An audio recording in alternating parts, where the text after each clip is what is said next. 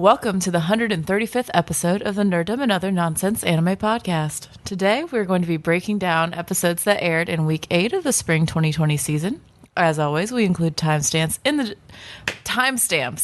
the description of the YouTube video and podcast feed if you only want to hear about one or two specific shows, since we spoil literally everything. My name is Kat, and in my next life, I'm a villainess. Wait, I'm already the villainess in this one. How does this work? Also with me are Leo and Bcom. Hey, I'm Bcom. I'm Leo. I couldn't not have some fucked up thing in there. Shit. But. Are your girlfriends constantly calling you to ask if you're what you're doing? Trying to make plans so you can't go see your boyfriend? Well, you know.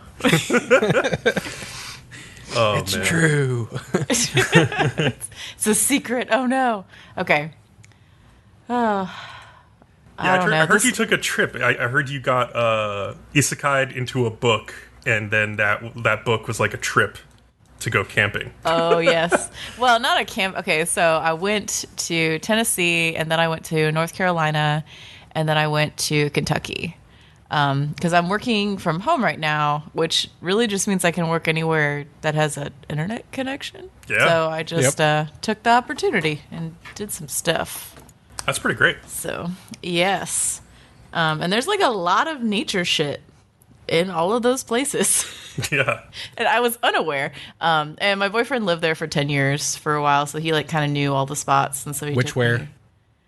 He lived in Johnson City, Tennessee. Oh. So, like kind of around there. But yeah, so we went to Roan Mountain, and then we went to like this weird, it's called like Graveyard Fields, and it's on the Blue Ridge Parkway, and I don't know, it's like a fun little path, and then you can see this rock that's called the Looking Glass Rock that is like a volcanic thing, and it's interesting, and then you can walk out onto this like river. We had a lot of fun. And then finally we went to Cumberland Gap Falls. Or Cumberland Falls, yes. Yeah. Okay. That's cool. So, and that was fun. But yeah, they let people play on the top part. Oh, boy.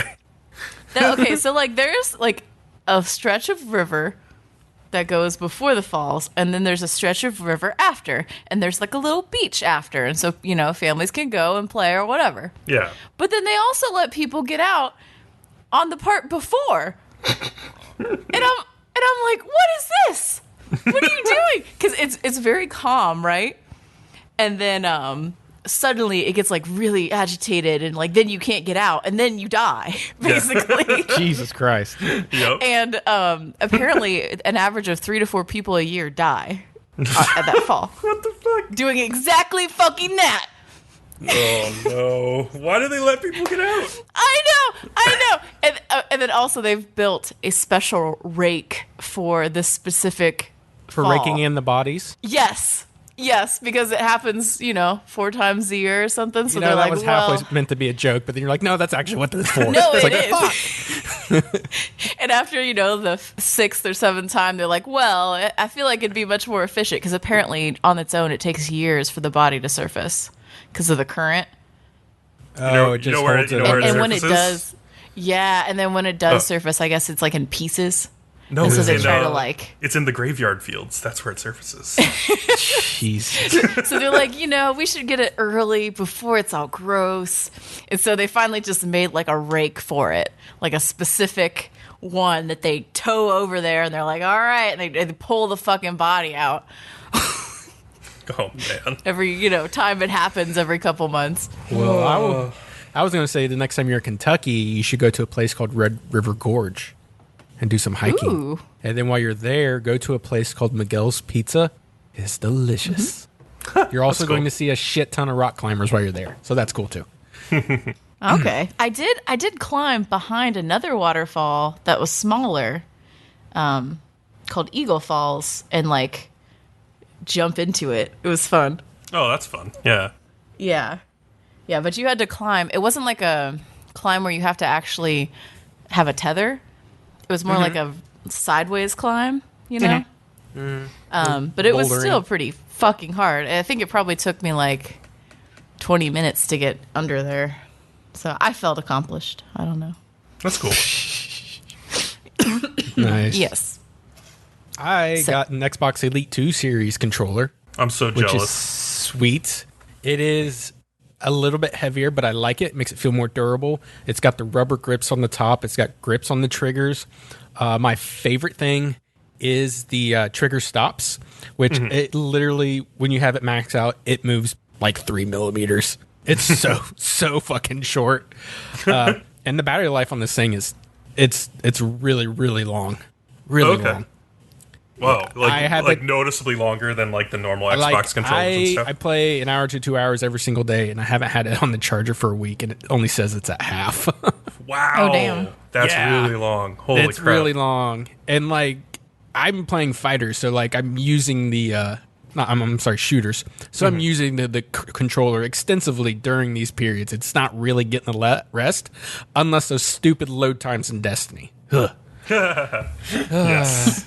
Dude, I swear my buddy and I sat in the lobby for a Crucible match for 4 minutes. Ugh, God. It was bad. I wonder how much of that comes down to like people just not playing Crucible right now, but I don't know. You would think people would be playing because like the sort of, they just had a new event, so there's like an influx of people playing again. So I don't know. There was, I mean, it seemed like there were plenty of people playing, but Destiny's always been like that. But the other, we had to play like 2 more matches after that. Weren't as long as that first one. For whatever reason, that first one was super long. Weird. Nah, that's pretty normal for Destiny. The Xbox does play a little bit of a difference. So I have the Xbox X. Yeah. And if you just have... God damn it. I hate the Xbox naming system. Okay, so you have the One S, the Xbox One original. Okay, the Xbox One and the Xbox One X. So I have the One X, and then like another guy in our in the party I'm playing with has an Xbox One, and they'll be like, we'll go into a strike, and there'll be 2 of us with the Xbox One X. Yeah, and we'll load in from anywhere from like 10 to 20 seconds sooner than he'll load into like a strike with us. And it's like, you don't even have like a solid state drive. It's nothing like that. It's just literally like the processing power loads to level something first. Like that. Yeah. Like, or like when we go to the tower, like my buddy Kyle is the one I almost always play with every single day. And we would load into the tower. I'm 10 out of 9 times I load in first. Yeah. Every single time. And it doesn't matter who's party leader or anything. It's just always like that. Mm-hmm. Yeah. That's the drawback to like the Xbox having multiple models. Like, one of the nice things about consoles up until recently is that everybody just had the exact same hardware. But now, because there are multiple models of different things in a generation, like there are going to be some differences like that. Which is like, kind of like PC. Like, people have different types of PCs, and they, Yeah, well, even this year we have a whole new generation coming out, and they're still going to be playing with the old generation, so we're going to see how that works out. Yeah, I can't wait to see like somebody loading in on a Series X versus the original Xbox One. That's going to be really weird. It's going to take forever.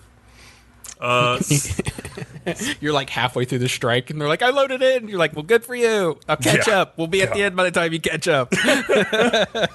Oh, that's a nightmare. Oh, well. Maybe it'll try and... They might have to, like, section things out, honestly, like, based on hardware, if that happens, because, like, that just really is not cool.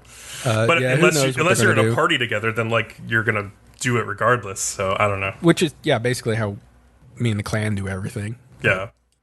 So speaking of next-gen games, I played one of those, or one of the last games of the current gen, The Last of Us Part 2. So I've been waiting for this game for a really long time. I really, really liked the original Last of Us when it came out like 7 years ago on PS3. And they've been working on this second game basically ever since then, and holy shit does it show, because... Didn't it get a lot of delays? It was delayed several times. There's been stories that came out about crunch at the studio, people working overtime for a very long period of time, and it not being a healthy environment at the studio to get this game finished. And I can understand why, because it is one of the most polished video games I've ever seen. Yeah, I've heard nothing but really good stuff about it mostly. Well, like one of the things that I think is just underrated is just the menus of this game and like all of the different options you have. Like, not only can you adjust the difficulty of the game, like say make it like hard or easy or whatever, you can adjust individual parts of what makes the game difficult. Like you can make enemies less aggressive specifically. You can make damage like I think more like effective or less effective. You can make your guns more how powerful kind of thing. Yeah, I also heard you can like change the rate at like which you get items. So like you can go from like having only one bullet to actually having a decent magazine. Exactly, yeah. So like if you're just annoyed by one part of the difficulty, like say you like the really aggressive enemies, but you don't like having like zero ammo to shoot at them. You can make the ammo pickups like more prominent and then make the enemies very difficult, which I think is such a cool thing. It's so interesting.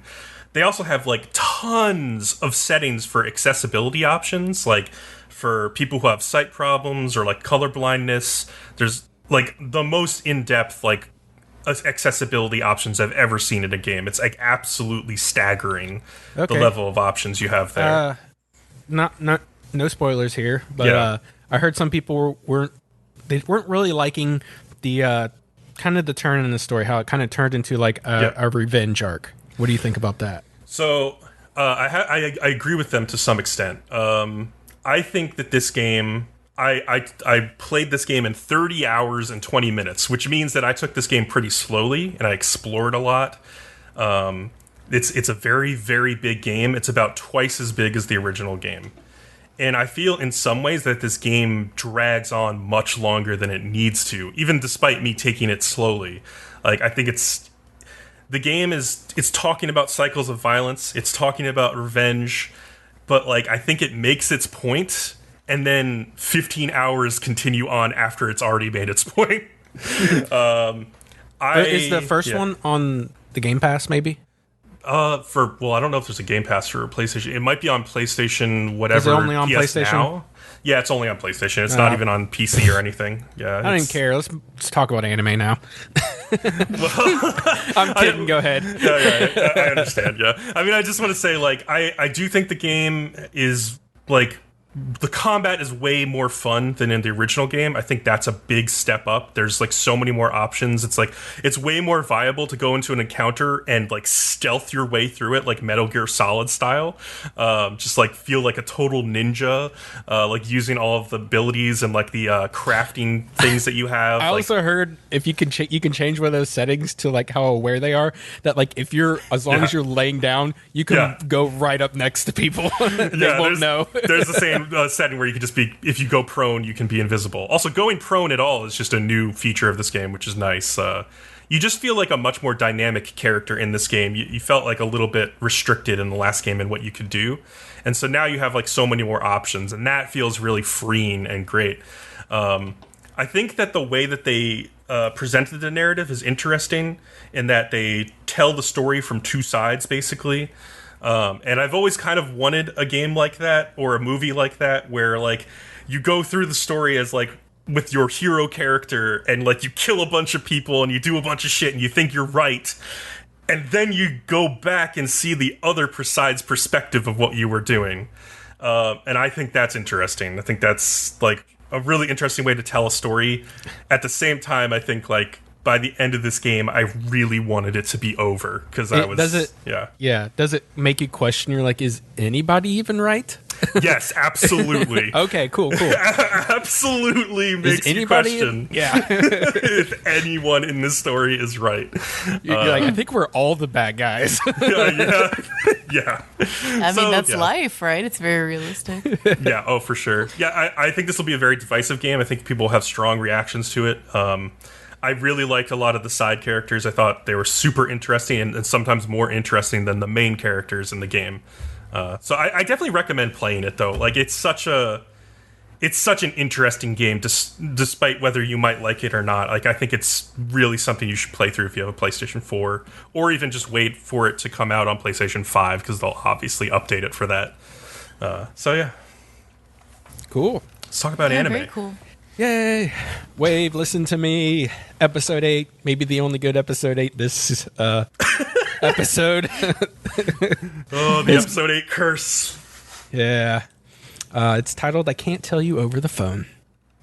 So Minare decides she's going to become a nun because she's kind of comparing herself. Really. I think she was just being dramatic. She is being dramatic because Could you imagine her at a nun conference? No, that I'm would just work. saying. No, yes, The only nun I could see she would her be as hitting on all the other nuns is what she would be doing. The only time I could see her as a nun if she was in Black Lagoon. Then she could be one of those nuns. That's Yeah, about sure. it. Yes, Yeah, but yes. like Mizuho's like, I've figured you out. I know when you're when you're being serious and when you'll change your mind in a day or two. So that's pretty funny. But she's comparing herself to Mizuho, which is why she does this. Yeah. Who she thinks is reliable, and you're always serving me tea, and you're always doing all these good things, and on and on. Mizuho's like, man, you know what? I've been told that my entire life, but I don't have any other strong points outside of that. Then she's basically saying how Minare inspires her because she's like, such an outgoing person or whatnot. And then like, it's just funny because this is like an ongoing joke, but Minare says to herself she's going to give up being a nun and get a sex change and give Mizuho the happiness she deserves. It's just like, whoa. So, Chuya and Maki are leaving the shop when they get surprised by Yoshiki, who has been released from the hospital. He also has another man with him that turns out to be Maki's obsessive older brother. Weirdo guy. Yeah. He bows to Chuya and apologizes for the trouble he has caused him. He then, menacingly tells Maki to go home. And then back at the studio, Minare has no ideas on something for the broadcast. No subject, no nothing. And she's also like shooting down other ideas as well. So Matao has to dip his reserve tanks and he's going to make Minare call a family member and argue with them. And then the listeners get to decide who is mostly right. I kind of like this idea for a radio show. Honestly, it's a good idea. So she calls her dad to basically complain about her name because she has a weird name. It's not usual at all. It's basically a name he made up. Yeah. They eventually get to the origin of her name, and it is really, really good. Apparently, her dad had 3 other lovers while her mom was pregnant with Minare. Like, why? He's not hot, and he doesn't have all that much money. So I'm just like, but what is happening here? He's a smooth talker. I don't know. I don't think so. He from was what younger. I've heard. He probably looked a lot better. But I'm just he says saying, it's okay. seems unfeasible. But he says it's okay because he ended all 3 before she was born. And then oddly, he's like, women are weird because each lover wanted him to remember them by naming his child after them.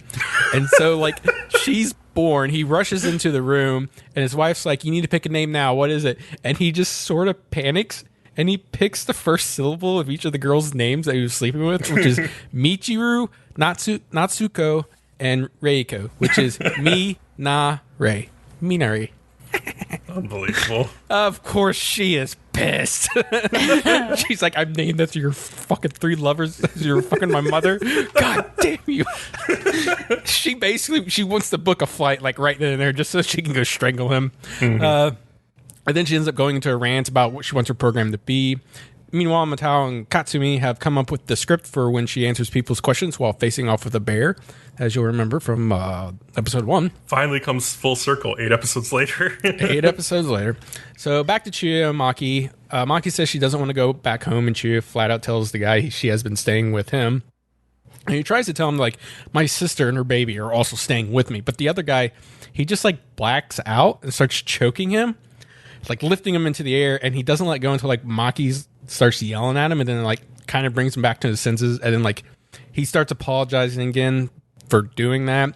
And then Chuya gets him on the phone with his sister, who just like talks his ear off with gossip. And I guess he's just like, he's just so battered down. He's like, fuck it, I can't deal with anything else today. Yeah, she's like, don't underestimate the gossip of like a wife staying at home by herself all day. I was like, oh yeah. Yeah, so they make it back home and they talk about Maki's future plans. And she says while working at Voyager, she finally can realize what she wants to do with her life. Then it dramatically goes to a different scene. Yeah. Minare does the bear recording from the first episode, and they fast forward to the end of it. They end up getting the audio compressed, and Katsumi tells Mato that the Ranzo Arakawa prize is like moving forward, and he's like, oh, hell yeah. And it's being implied that Katsumi is either retiring or he's moving on to another job. Yeah, he's moving on. Like, this was like his last script that he wrote, the bear one, I guess. Or yeah. And then we have a flashback that is probably Matao's, but we're not 100% sure. It looked like Matao. Yeah. I believe it was him talking to Sissel or whatever. Yeah. So he's talking to a pretty girl who's studying Ainu, and she says they actually have a lot of dirty jokes. And at this point, I was like, yeah, we here at Nerdom Nonsense watch Golden Kamuy also. So we know the Ainu have plenty of dirty jokes. So we're aware. She also says the phrase Minare, and it means to make laugh. So, yeah. Yeah, I wonder if that's another reason why, like, Minare caught Mato's eye in the first place. Because, like, if this was him talking to Sissel, and she had that phrase, like, Minare, like, and that's what she thought about naming her daughter, then, yeah. So when he broke down her name, he was like, that's a weird coincidence. It also makes me wonder if her dad slept with this comedian. Oh, no. That was one of the lovers. I mean, I know we've met her mom, supposedly, but she doesn't look anything like her mom, so I wonder. She looks a lot more like the person in the flashback. Yeah, she does. She looks exactly like the person in the flashback. So, yeah, just before Minare and Mizuho go inside to celebrate the recording, she gets a text from Mitsuo saying he heard her on the radio and asked if she wants to hang out. She's like, I'm going to kill you. Man, that was bad. I was just, and like the part at the very end as the credits roll where he's like, oh, here's some of your money back. I'll get the rest to you soon. I always loved you. And I'm just like, no. He's like, I've always loved your thighs. I'm like, stupid shit. Yeah, no. I can't wait to see her whoop this dude's butt. Like, just whoop the ever-loving shit out of this man. I'm excited. Yes. I don't know. The preview looked like she's going to be struggling with possibly accepting him back or not. Mm-hmm. So see where that goes. This show continues to make like super Japanese references. Like right at the beginning of the episode, Minare was making a joke about how she borrowed a DVD from her friend for this show called Onna Taikoki, which is like a 1981 like Japanese period drama that was told from like a woman's perspective. So I guess it was kind of unique in that way. But then she actually, when she went to give it back to her friend, she gave her instead the movie Shogun Sadism, which is like a splatter film like filled with gore from 1976. So like completely different type of thing, which was kind of funny. But yeah, I liked the when she was pissed off at her dad after he told her about the origins of her name. She's like, I'm going to make my radio show more like an Amazon woman now. Like, she's going to be really feminist. And it's going to be like the former women's country of Kuromatsunai in Hokkaido. And I was like, what the fuck does that mean? What is this reference? Like, the only thing I could find on the internet was an article about Mount Kuromatsunai, which, like, the name comes from Ainu, Kurumatnai, meaning, like, stream of the Japanese woman. And, like, apparently in history, like, the legend, at least, is that, like, a bunch of wives from mainland Japan were, like, sailing to meet their husbands in the north, but their ship wrecked near here, and so they settled this area, like, with just a bunch of women. I have no idea if that's true or not, but that's what, like, Minare is referring to, apparently. Just interesting. So, yeah, super Japanese references that, like, none of us would get unless you, like, go research them, but, yeah. I also wonder if like Japanese people would get those references. Like, yeah, those are kind of old. Yeah, there are a lot of obscure things in this show, though, like a little local obscure hangouts. Mm-hmm. So for weird. Sure. Before we do the next one, I just saw in the news that the Violet Evergarden movie got delayed to September 18th. Take all the time you need, Joannie. I will wait as long as you need me to wait. That's fine. They said for COVID-19 though, but we know that's only part of it. Their safety is definitely first priority, 100%. So you're just gonna have like you're gonna move to Japan and be their bouncer. Absolutely, I will protect them from idiots. Just stand at the door. Who are you? What are you doing here? Yeah, it's like the studio director. I'm like, you can't come in. All right, Sing Yesterday for me, episode 8, Innocent Blue. Oh, by the way, I figured out the thing with like the 18 episodes of this. It's a normal 12 episode TV season. There are like 6 short special episodes that are like 2 minutes long that just add a little bit that got streamed on like the internet somewhere, I think. And you can find subtitles for those. I don't think they're on like Crunchyroll. Actually, I don't know. I haven't checked. I don't think they're on Crunchyroll though. Maybe they'll add them later, hopefully, because they're kind of nice. But some of them add like a little bit, but they're not like story essential, so don't worry about it. So Shinako invites Rikuo into her place, like she was doing at the end of the last episode. But like as they're walking to her door, they both seem like extremely hesitant about it. And when she gets to the door, she's just like, "Go men," sorry. And Riko's like, "It's all right," and like immediately heads home. You could argue that maybe he should have followed her previous wishes and been a little bit more pushy. Like that's what she said she wanted from him. Like I wonder if he had like said like anything if she would have let him in at that moment. Like I obviously like respect what she wants. Like if she doesn't want him to come in, like yes, but maybe be slightly more pushy. And he definitely regrets it. Like because they go talk to their respective friends afterwards. Like Shinako explains what happened to like her friend Morita. And she's like, "Oh, what you did was pretty harsh."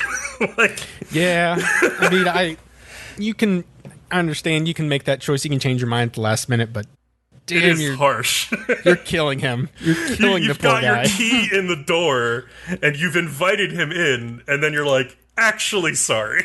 That's like, damn. Okay, that sucks. And as a guy, it's like, that sucks. That situation. You're just like, all right, I guess I'll leave. Bye.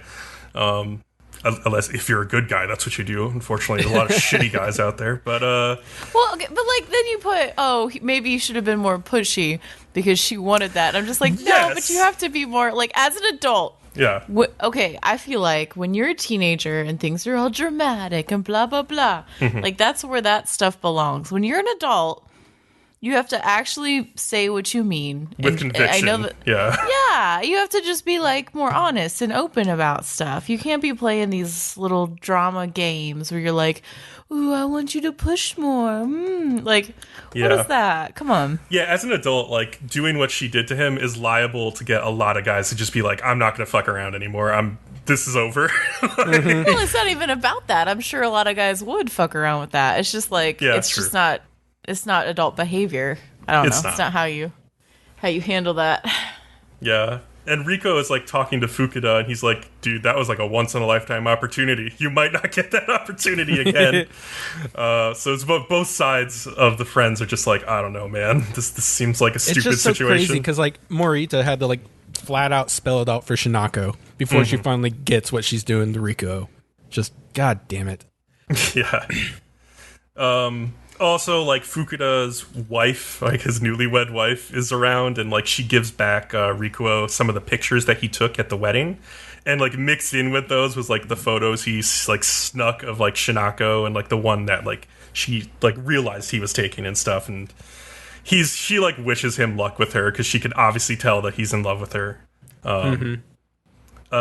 Rikuo realizes that part of him was relieved, though, when Shinako changed her mind about the apartment, like, inviting him in.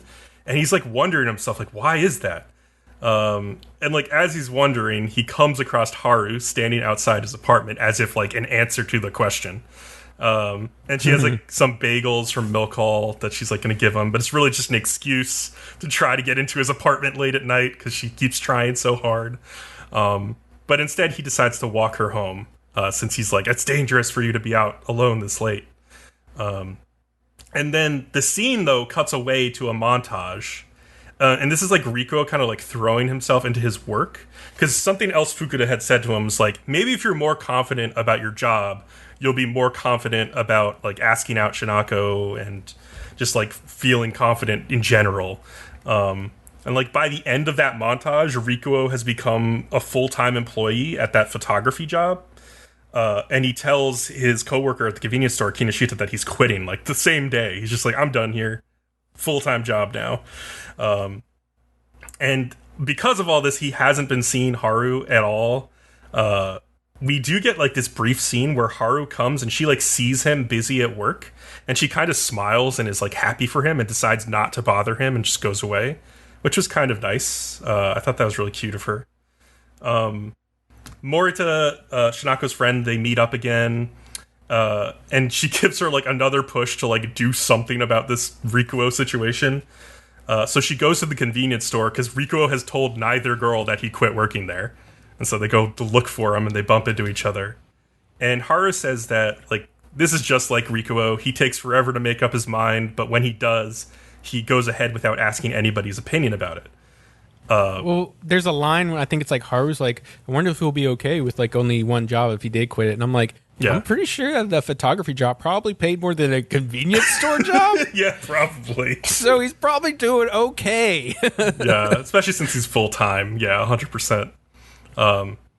But yeah, that line that she said, it reminds, and it kind of scares Shinako into action, because she realizes, like, oh shit, he could pick either of us any day, and I'm realizing now, like, I don't want to, like, not have a chance with him. Like, I want to be able to see him. And so Shinako goes, she meets up with Rikuo again, and asks him about, like, how he quit the convenience store, and he apologizes for not letting her know. And he says, like, but I found out that I think I really like tinkering with cameras, like, through this job. I think I've found something I really like to do.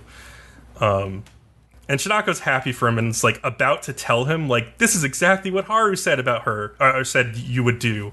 But she cuts herself out, or off, before she says Haru's name.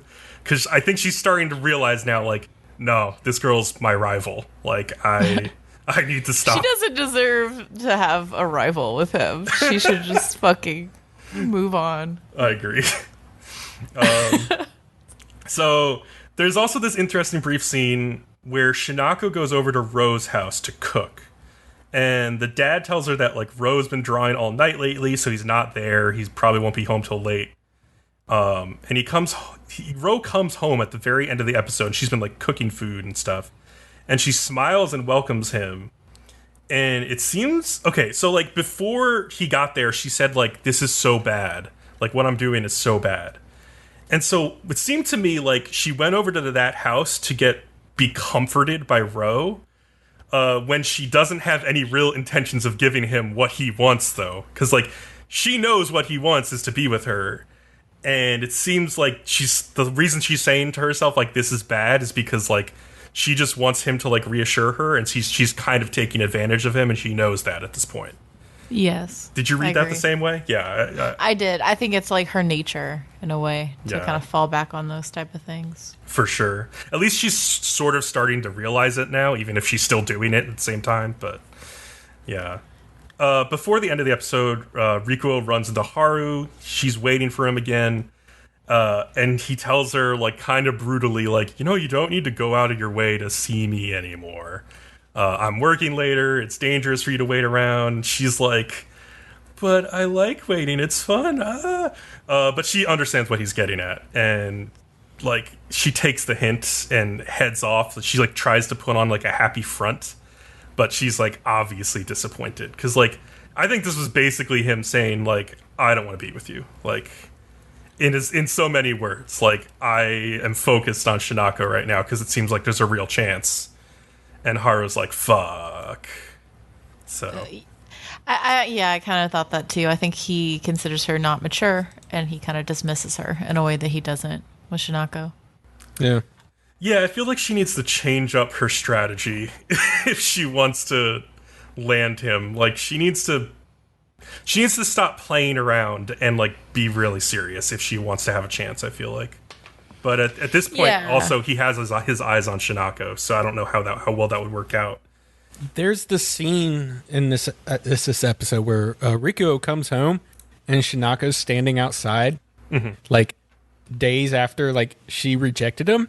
What kind of fucked up mixed signal is that shit, dude? Yeah. That's super fucked up. But you want to know what I think? If I'm crushing on a girl and she turns me down and I came home and she was standing outside... I would be like, red flag as fuck. She's crazy. I gotta get away from her. Well, she's playing like manipulative games. She is. Pretty much. Yeah, and I'm not going to play this game. You go away and never talk to me again, please. I mean, they're characterizing her as like super innocent and like she doesn't know what she's doing. Like when she's hanging out with her friend. Makes it even scarier. Oh, yeah. But I think she's starting to understand what she's doing and that it's not great and that she needs to make a decision. So hopefully she will make a decision sooner rather than later. I don't think this can be drawn out much longer. Like, I mean, obviously there's only a few episodes left in the show, but like they need to start like getting to the end game soon. Because there's only so many times like you can walk one of these girls home. Like this whole episode is like... I've never thought about that, but there's so many fucking episodes where it's like, well, now I walk this one home. Yeah. Well, they're always meeting up like after work, you know? At night. Yeah. Yeah. It's kind of fun. Yeah. There's only so many coffees and bagels that Haru can deliver before something has to happen. Oh, man. Really, what I want to happen is the two best girls to hook up, Chika and Morita. The two most level-headed girls in the show. They're just going to be like, we're going to be gay, and they just hook up and live like the happiest lives ever. Wouldn't that be great? Yeah. It'd be kind of like Kaguya with Chika and Biko Ino. Hooking up. Oh, man. All right, tell us about my next life as Villainess. Girls wanting to hook up. Yeah, I'm talking about girls hooking up. Okay, so this episode is engulfed by desire. Oh, what's the show you're talking about, Kat? My next life as a villainess. Oh, come on, everyone knows. No, they knew. Yes.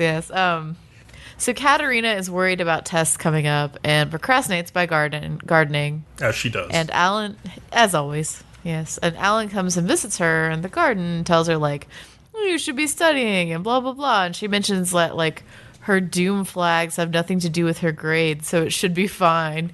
And he's just like, what? What's a what doom are you flag? talking about? Yeah, you can imagine that it's a little weird. I don't know. Mary sees Alan and Katerina and gets upset because she's done so much to prevent this. And I'm sort of like, I know she really likes Katerina, but I'm just kind of like, but how did you think this was going to go? You can't marry her. I mean... So, like... I don't know. Mary's pretty thirsty. I don't think she's going to let many things stop her. I guess. Anyway, Mary gets all fangirlish about studying with Katerina, and Katerina ends up asking Sirius for help on things they can't understand, and he seems to get a soft spot for her that way. They end up basically meeting every fucking person in this anime on the way to the library, though. Yeah. And suddenly... Don't you understand how this works yet? I know. And suddenly everyone's just like, no, yes, we're all here. And Mary's like pissed off. That's why in the last episode, I think I had the synopsis, and I was like, and then everybody ended up at the lake. Just shorten it. Oh, yeah, basically. That's what happens every time. Yeah, pretty much. And then Katerina gets hungry while studying with everyone, and suddenly there's like an outcry of people being like, no, I'll get you sweets, I'll get you tea, I'll get you blah, blah, blah, blah, blah. And I'm just like, fuck, calm down. She's not gonna die. But anyway, while she waits, Katerina grabs a book off the shelf, and she says like, ooh, it's shown for a second. Did you see it? And so she opens it, and there's a strange green light that floods the room. And Mary and Maria return to see everyone being pulled into the book. And they read the book, and they're like, what the fuck? Where'd everyone go? And it's called A Tale of Desire. No, and it's called A Rising of the Shield Hero. Do you remember this is how Shield Hero started? He got transported into a book. Did it really start that way? Yeah, nobody remembers anymore, but that's how it all started. So I was like, oh god, it's Shield Hero. Which is the one where he's walking to a convenience store and he's just suddenly there? Oh, that's ReZero. Oh, okay. Mm-hmm. Yes. Okay. But yeah, no, it's similar to a lot of bullshit you've seen before. When one's desire is fulfilled, the people captured may be saved, says the book. And so they're like, well, I mean, we can't interfere with the book. Let's read the book. So you see all these scenes of like each person's desire. So we find out that Gerardo basically just wants to fuck her because like it's just this very quick like, oh, I've married Katarina, and then the rest of his fantasy is like, and now I've cornered her alone in a room. And I'm just like, okay, Giardo, so you're kind of a creep. Basically. Yeah, and then Keith has his own scene, and he basically is just like, you have to study, and then he feeds her cookies. And I'm just like, well, that's less sexual, I guess. It's interesting. Hey, the way to Katarina's heart is through her stomach. Yeah, it's a more practical way to go. It was a little more innocent. I was like, oh no, you should let that one go through all the way because that's an innocent one. It's fine. Mary can't handle it. I don't know. And apparently at this point they remember that there's like a book in the school that craves human desires. And they're like, it's a wonder of the school. And I'm just like, now you remember? Okay. Sure. But yeah, so Sophia has her scene. And they're basically in Sophia's library. And Sophia ends up like slamming Katarina up against this wall and asking her to live with her. That has a specific name. It's like the one Cabedon, arm. yeah. Yeah. One arm something, I think. Mm-hmm. Yeah, the Cabedon, yes. And then Katarina innocently is like, I love you too, Sophia. But then Sophia's like, more than sweets? And she can't answer that.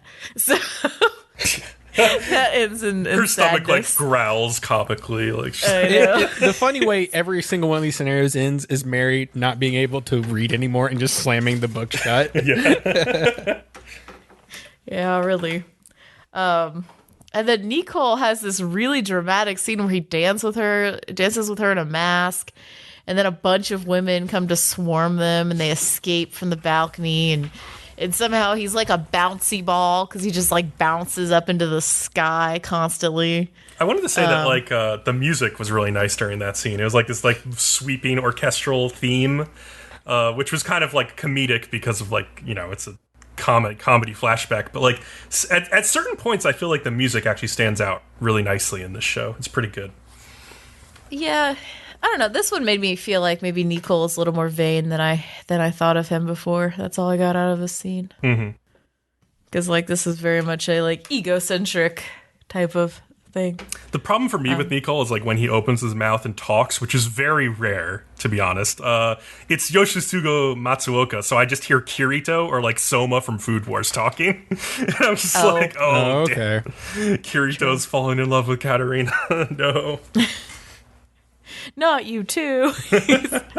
But yeah, Alan's scene with Katarina is him playing the piano, but at this point Mary just shuts the book, and I'm like, well, that's not fair.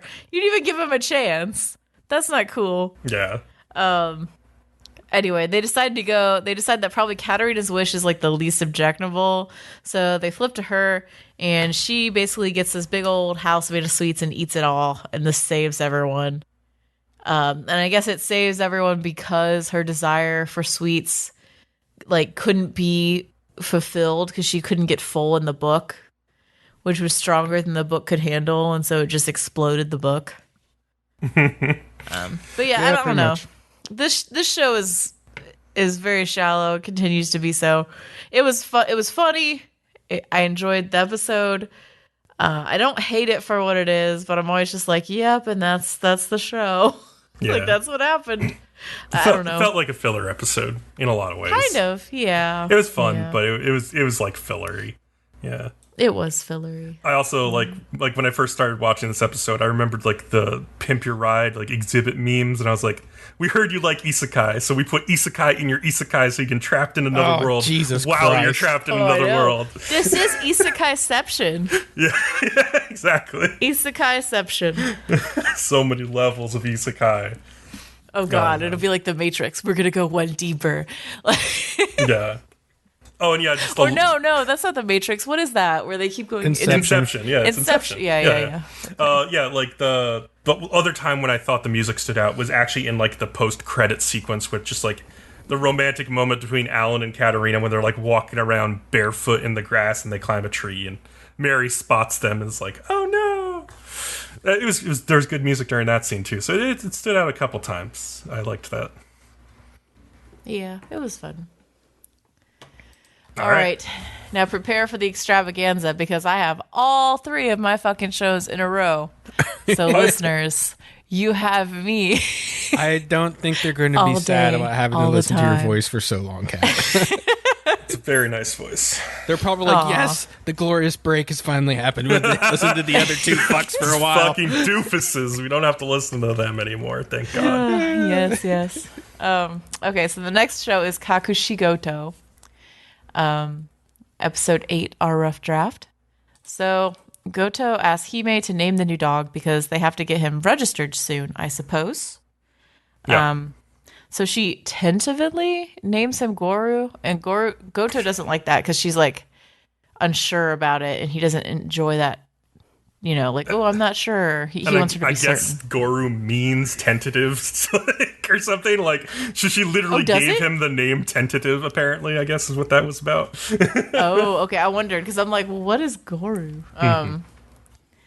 But anyway, when I first watched this episode, we had this huge conversation in the chat about dogs having to be registered in Japan versus here.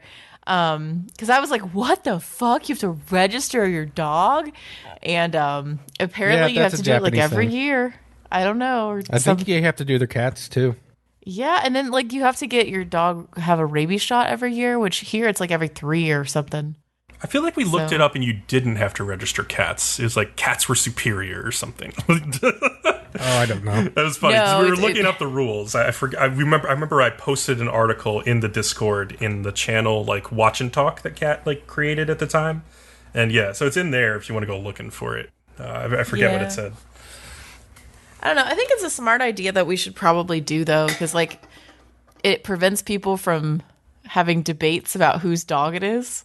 True, yeah. Because I've seen a lot of couples who like break up and then they're like, "It's my dog, it's my dog." Mm-hmm. And then didn't they eradicate rabies that way? Yeah, well, they have like required like rabies checks. So like you have to like get your dog checked for rabies, and then they wear like a specific thing on their collar that said like I'm rabies free, and I think you have to like get them checked every couple of years or something like that. I think it's every single year, and you have to get them vaccinated like freshly for it every year. Wow. Which is really unusual because really the vaccine lasts several years. Yeah, that's strange. I don't know. They're just obsessive about it. They're like, no, bitches, but you still have it and we don't. So who's crazy now? But yeah, so it was interesting. Basically, in the end, Goto ends up making her go into the office herself to make the final decision on the name. And she sides with Goto Oroko because I guess the person who's registering, she said 2 words together, trying to say that she needed to register it or something. And I got an explanation for this from like Reddit. Okay. You want me to go through it? Yeah. Yes. And then Hime like thought she was saying like a name suggestion. Exactly. So that ended up being Yeah, so it came across like the general meaning came across because like it's a hard thing. It's a hard pun, I guess, to explain in English, kind of. So like the person behind the desk was like, they said to Hime like "Gotoroku de yoroshi desu ka?" Which means basically, are you happy to submit your registration? And Hime got confused and thought they were asking, I guess because of the way like day works in Japanese, like the word in the middle of that sentence can be confusing. She thought she was saying like, are you happy to choose Gotoroku as your dog's name? And because she just didn't get it. And she was like, okay, you're being really helpful. I'll choose Gotoroku as my dog's name. And so thank you to Reddit user Linear Stargazer for pointing that out and breaking that down, because I certainly didn't know what exactly was going on there. See, I didn't even try because I was like, oh, this is a Japanese thing. I'm not trying to translate this. Sometimes I do get that where I'm just like, well, obviously this went differently in Japanese somehow. I thought it was really interesting how they handled the subtitles though, because like they had the subtitles say like, gotta lock down that name, and gotta lock sounds like Gotoroku in Japanese. So I think they did a really fun job like trying to make that punny. So that was a good translation by Crunchyroll, in my opinion. Yeah, Crunchyroll usually does good translations, unlike fucking Funimation and Netflix. Yeah. But yeah, so Goto thinks back on when his wife's father picked Hime's name, and he's kind of happy about her not caring like what the dog's name came from, as long as it's good. Because he's like, oh, it's just like Hime, you know? He ends up returning the painting of his wife and the dog to storage. And while he's there, he sees a painting of the three of them titled Ordinary Future Plans Tentative. And he thinks like to himself, he's obsessed with the rest of the episode with like, I'm going to surpass the initial vision. And we're just like, well, no, because like your wife died. So no matter what. That's the depressing part is like when he's like, I can't surpass that vision. But then he's like, I need to. The whole show that I've been watching it, I'm sitting here thinking, am I supposed to be happy or not while I watch this damn thing? It's so hard. The answer to that question is yes.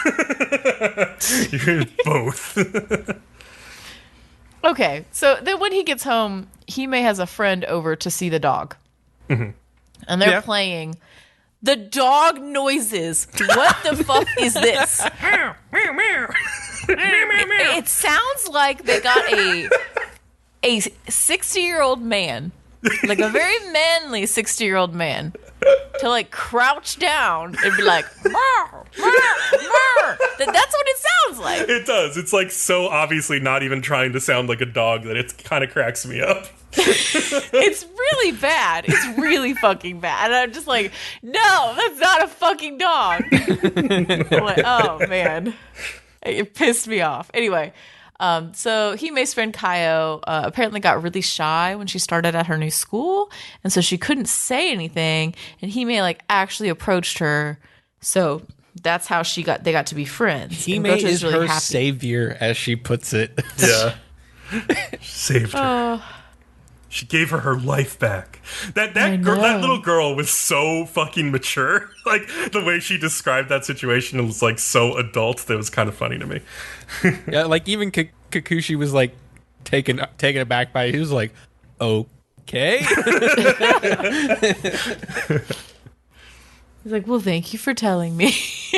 And apparently at work, the comic that he writes has reached 100 chapters in the magazine, and Gocho is pissed when Tomarine doesn't even remember. His one writer that writes for like helps him draw drew a flash mob apparently celebrating the anniversary into the comic. Oh, Rasuna. Yeah, Rasuna. As a surprise, and they didn't even fucking notice in the checks. And I'm just like, oh no. I liked that a lot. That was hilarious. I know. They're just like, we were too tired. We didn't see. And later that day, when Goto gets home, he sees a letter for Hime. And he thinks it's a love letter. And since she doesn't actually share it with him, he thinks she's like hiding it from him. And so when the next morning she says that she's going to like say no, he's almost like happy about it. He's like, oh, good. And so he encourages it. And then when he's spying on her to see who it was that actually gave her a love letter, he sees that it's actually a girl in her class.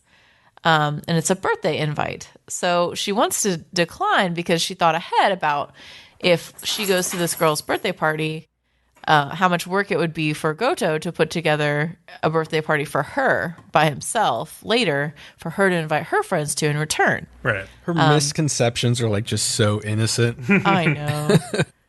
It's really cute. I love the way he responds, though. It's so adorable. Oh, I know. He really is a good father. Like, he's really clumsy with some stuff, but he tries. Like, he's like, no, like, I'm going to learn how to make fried chicken, and I'm going to learn how to do the best about everything, and, like, it's going to be great. Don't you even worry. The cake is going to be so big you can climb on it.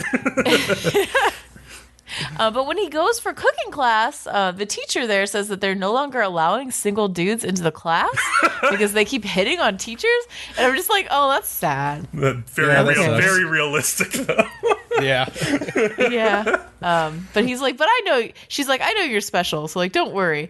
But I'm just like, Yori, like, I think you just want him to hit on you. Like, I don't know. Mm-hmm.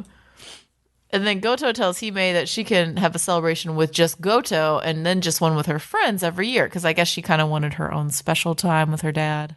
Yeah. It's cute. Hime really is a good kid. I don't know. Mm-hmm. And then at the end of the episode, you see the scene of Hime as a teen again, and we've seen these a lot. I'm actually pretty frustrated at how like they don't really give you a lot in these scenes. Like you'll see her as an older, like obviously older. Well, especially this one. This one, there was absolutely no new information from it at all. Yeah, and you'll know that like she's coming to this house or whatever, but you just don't get much out of them, and so I get kind of frustrated. Like And this I feel one. Go ahead.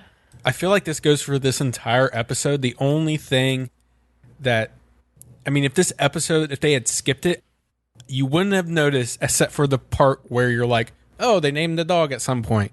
Pretty much. That would have been it. There's nothing else in this episode that we learned anything or even really advance the story. One little note I liked in this episode, before Kat gets to the end, is just that his wife left behind boxes for him too, but his just says like 30s on it, so he's like, that seems a little half-assed compared to Hime's boxes that are for every year. I got a good laugh out of that. I liked that a lot. Yeah, oh yeah, he went into it to, he's like, surely she left something about how to do birthday parties, and he finds out like there was a guide. A how-to book. It was so good. Oh wow, it was funny. But yeah, and I guess she sees like the stained glass window of like 3 people, and she's like, oh, the house was meant for us, and that's pretty much all you get out of that fucking end thing, which was dumb. Oh, there was one other joke that people were speculating about, where like the people in the manga like office they're joking about like, oh, I could be the second person to get away with like submitting rough drafts of my manga. There's only one other person who can do it. And people were speculating that they're talking about Yoshihiro Togashi of Hunter x Hunter. Oh, okay. I wonder, because I was like, who is he referring to? I'm trying to think. I thought maybe it was the guy who does One Piece, because like he's done so many fucking chapters at this point. I feel like he could probably get away with it too, yeah. But yeah, I don't know. Like that was I guess like there's like some stories that went around that like before Togashi started to take like super long hiatus, like he like his editors or publishers like wanted him to submit stuff, and he would just submit like rough drafts. And they were like, all right, take your time. We can't use this. I don't know how true that is, but that was a story I heard going around. So that's cool. All right, should we take a short break before the second half? We should take a break. Yes. All right, cool. Yeah. Back in a second. See ya. We'll see you soon. Hey. Do you like wrestling? Whether it be in a bar, an arena, some weird place in Asia, or in a stadium? Or the occasional penis plex? Well, if any of these things might tickle your fancy, anywhere in between, from penises to wrestling, you can come and check out our podcast. Our podcast name is Smack It Down. We talk all things WWE, New Japan, anything else in between. I'm Jay Silver. I'm Corey Gold. And we look forward to you joining us. Happy Rusev Day. Happy Rusev Day indeed. Hi, I'm JD, your host of the Red Leaf Retrocast, your best location to learn, remember, and relive the past to the present. Our podcast has 4 shows for you to listen to between retro gaming, modern gaming, anime, and even wrestling. The Retro Gaming Cast covers discussion topics, and each episode we discuss retro games picked based on a decided theme for that episode, ranging from space all the way to console specials like the old handheld Game Boy. Our Modern Gaming Cast is monthly and covers video game titles that were released in that previous month. Each anime cast, we focus to review a retro anime each and every episode, like the original Mobile Suit Gundam to the racing hit Initial D. But that's not all. We also keep up with the seasonal shows, by occasionally doing impressions and reviews as well. Finally, our last show is about wrestling, where we keep the rising indie scene up to date, while also covering shows from the bigger promotions like Ring of Honor, New Japan, and WWE, so we cover it all. We also cover a retired wrestler every episode in what we call the Wrestler Spotlight, and are currently on a quest covering old WCW Thunder episodes from the late 90s, every cast. So if any one of those casts sound like something you'd like to check out, that's the Red Leaf Retrocast, Gaming, Anime, and Wrestling. found at iTunes, Stitcher Radio, Spotify, and all your favorite podcasting sites. Also, you can learn, remember, and relive the past to the present. We can't wait to see you soon.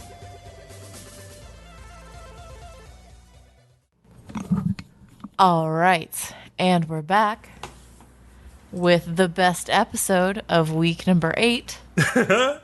That's because Ren is in it. It's Ren, right?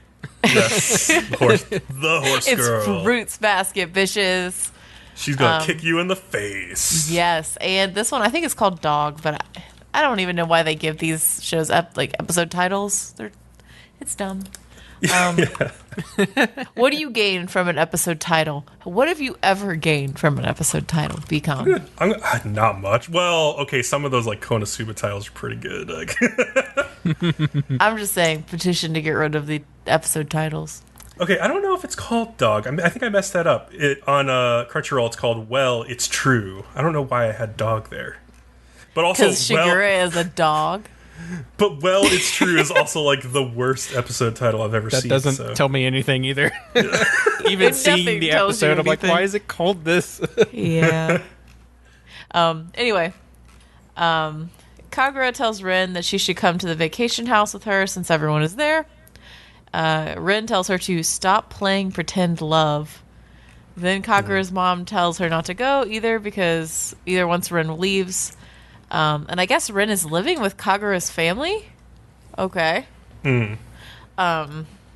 But she's not fitting in well, apparently, because the mom is like, she's not fitting in well. Man. I'm just like, well, you're kind of a bitch, but I don't know. I don't know that. Well, I don't know. She could be a perfectly nice person and just not like an angry goth teen in her house. Understandable. But, you know. I'm just like, but you don't know what Ren's going through. You can't be mean like that. Angry goth horse. I know. Goth horse. What the fuck? Now you're just imagining her like braiding her hair with flowers, like black flowers, Pink makeup. Man. Yes. Yeah, because basically Kagura's mom is like, "Hey, Akito went there yesterday. Don't fucking go." Kagura's mom talks about how she would collapse if Kagura was hurt and how shocked she was when it happened to Kisa. And I'm just like, okay, this is example number 1 of this episode, how fucked up this family is. They're not like, we should do something about Akito because he hurt this small child. Instead, they're like, well, our reaction to this clearly should just be to keep all of the vulnerable people away from him and like suffer together and like protect them. Yeah, it seems like they've all resigned themselves to the fact that, like, Akito can do whatever the hell he wants and they can't stop him, so they just have to, like, work around that, basically. Well, this is, like, classic abuse dynamics, but it's just interesting to see it, like, no, but they're all adults. They could, you know. It's interesting. But, yeah, I also thought the comment about stop playing pretend love was interesting. It kind of gives you the idea that maybe Kagura isn't as into Kyo in the way she thinks she is. That maybe she's more into the idea of it. Yeah, or also, like, it seems like the Ren and, what's his name, Hatsu relationship is, like, taboo. So, like, also Kagura's relationship with Kyo seems like it would be taboo, but she's, like, pretending that it's not. And, like, I think Rin seems to despise that because she really wants to be with this other guy, and she's not allowed to, and she hates that. But, like, then she sees Kagura just, like, playfully pretending that she's in love with Kyo, and is like, shut the fuck up. I don't want to look at this. Yeah. Maybe so. Maybe. Yeah, I don't know. Yeah. But yeah, oddly, when Kagura learns that Shigure is the one who invited Akito, she's pissed at him, and I'm just like, oh, that sucks for Shigure in a way, but he deserves it. So, Yuki apparently, okay, so he has this, like, scene where he gets real close to Tohru, and he's like, I won't give up, and I definitely won't lose. And then he, like, kisses her on the forehead, and they go back and eat pancakes with everyone else. But, like, you know, Tohru can't forget about it. She can't let it go. And Yuki, like, really won one over on this one. Like, he really captured her attention. Like, the rest of this episode, she's like, oh, Yuki. Ah. Yep. So, I mean, hey, he's got moves, everyone. That's all I'm saying. Kissing a girl on the forehead turns out to be a decent move. Yes. So Hattori arrived with Akito yesterday, and he says hi to Tohru. And everyone is kind of visiting with Akito except Kyo, and very quickly Hattori. And so it's been really lonely for her, I guess.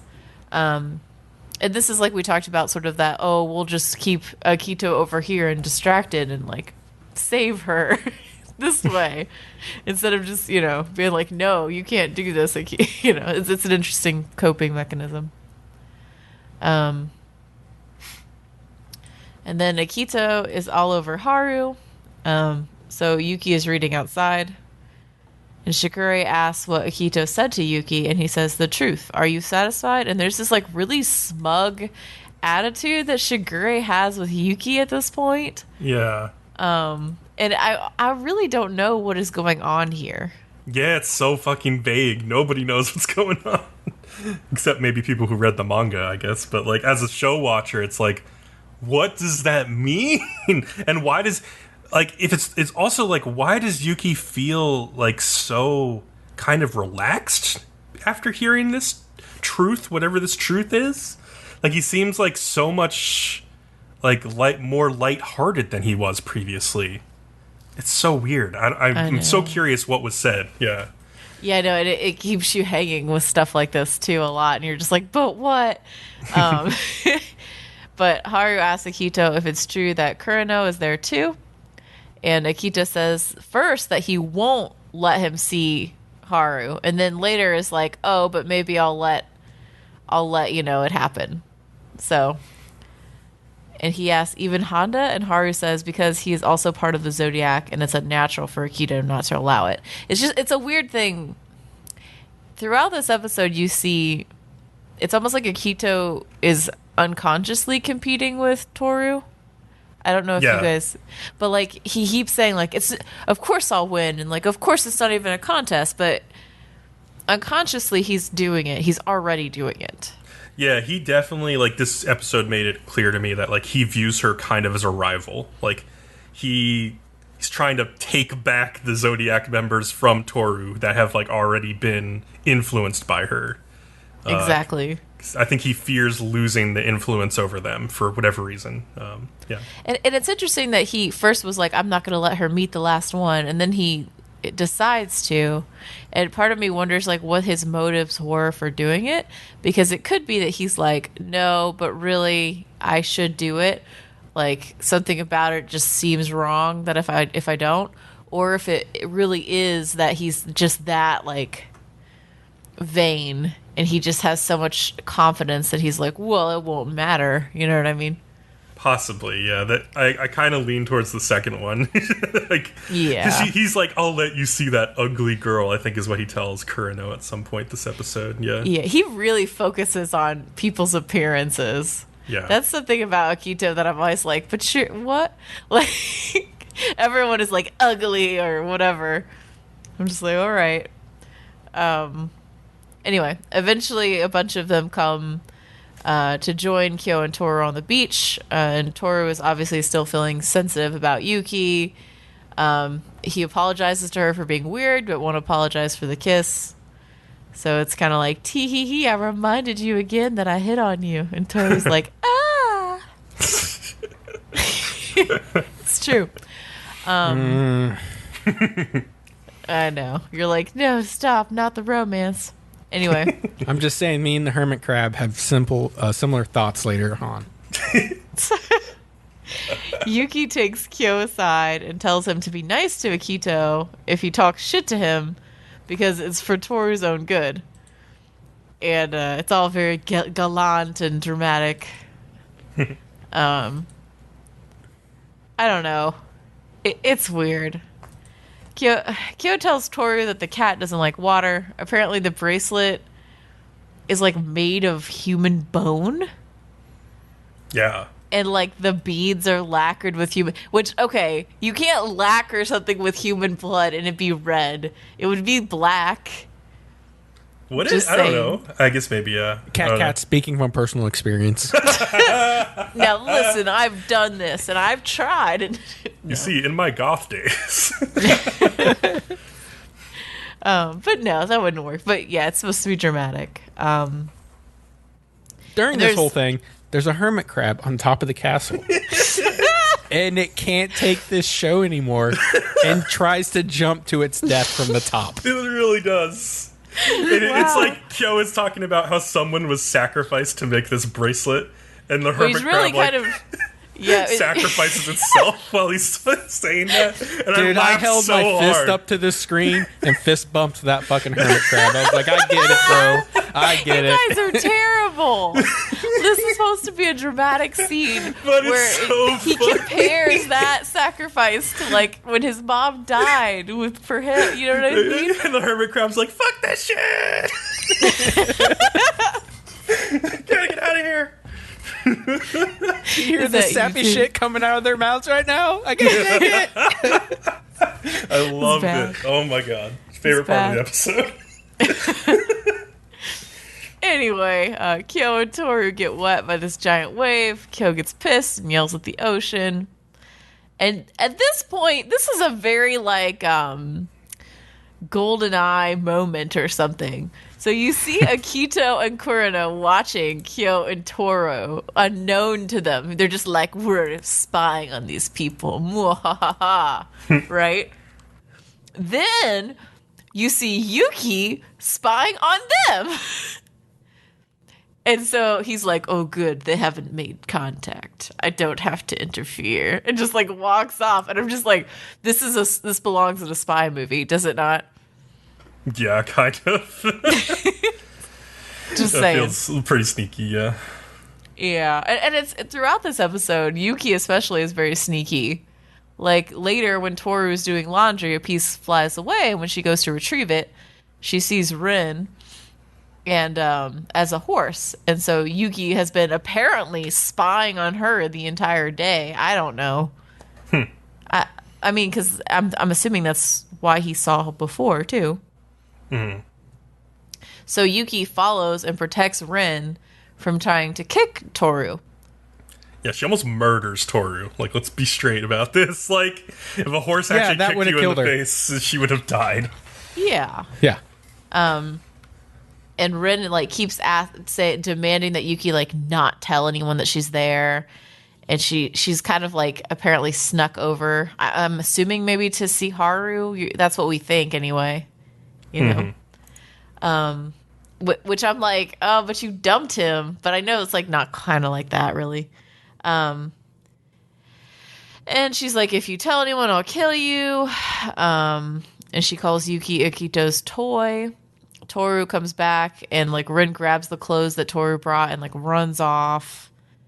And Yuki's like, I want to go after her, but I need to go back or they'll notice I'm gone. And like a weird sneaky spy, he slithers back. And Toru's like, I'll wait for you. And it's obvious that she's still like weirdly into Yuki after, you know, this stunt he's pulled. And Tohru thinks her to herself at the end of this episode that the only thing that she hasn't met, like, of all the zodiac animals is a rooster. And, like, we know that Kureno is a rooster. Yeah. So we know that Akito isn't a zodiac animal. So that makes sense why he feels like he's a rival to her. It was only inevitable until she met the cock. Nice. Yeah, so what the fuck is Akito? Like, I need to know. I need them to tell me what he is. I'm so confused. Aren't you glad that the second season is here and it covers what the first, you know, the original did not? Yeah, the original anime did not cover all this. Yeah, it's kind of crazy that it's stopped. Isn't it great? Isn't it so much better and more interesting? It is. Like, I mean, like, I am definitely dying to know how this mystery plays out. I will say it is like one of those mystery shows though, where like a lot depends on the ending, kind of, because like I need to understand Akito, because like so much hinges on him being like the way people react to him and the way that he is being like understandable. Like, because he's such an evil character, and like I need to understand why everyone accepts that about him. So, yeah. It'll be fun. I'm excited. Okay, cool. All right. All right, Leo. Woo! Tell us about died. this shitty show. Tell us about lollies. Let's go. This is definitely suffering the curses of episode 8 this time. So I did not put down much because not much really happens. Okay, okay. I want to say what I feel like you could do for this episode. Okay. You could say they got a chicken. They got a chicken. It's a monster bird. I literally want you to read the episode title so bad. Episode 8, a little lyrical kids meal, country style fried eggs. Kids meal. It's a kids meal episode, guys. It's a happy meal.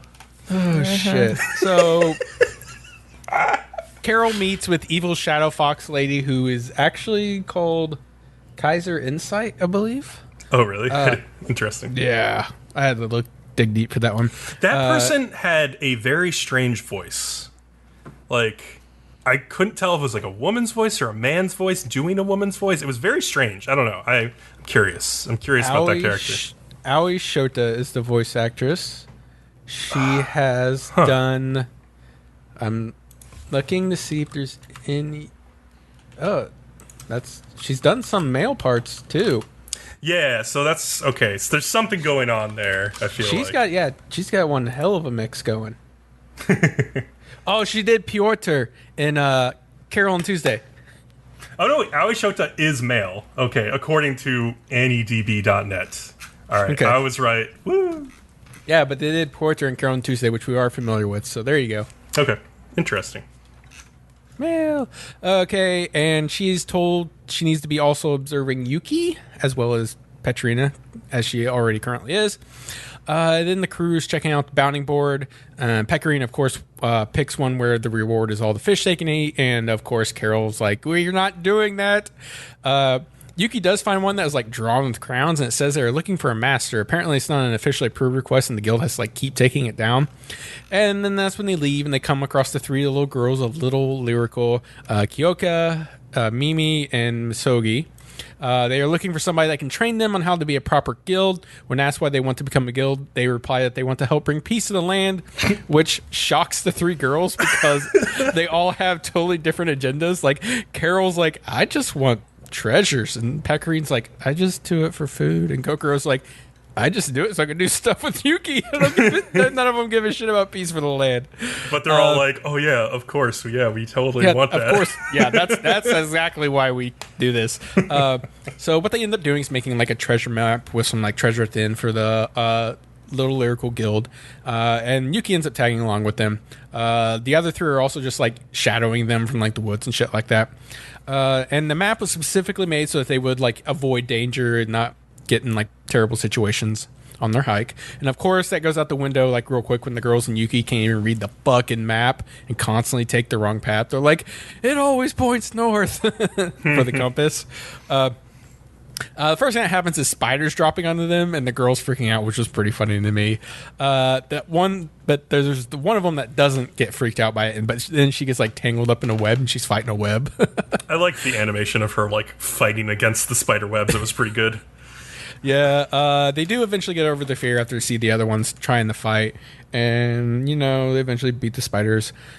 And then, like, while they're doing it, Carol, Pecorine, and Kokoro are, like, desperately trying to signal to Yuki he's going the wrong way. But he's just, like, gives a thumbs up. He's like, mm-hmm. Like, he has, like, some fucking idea that he knows what they're talking about.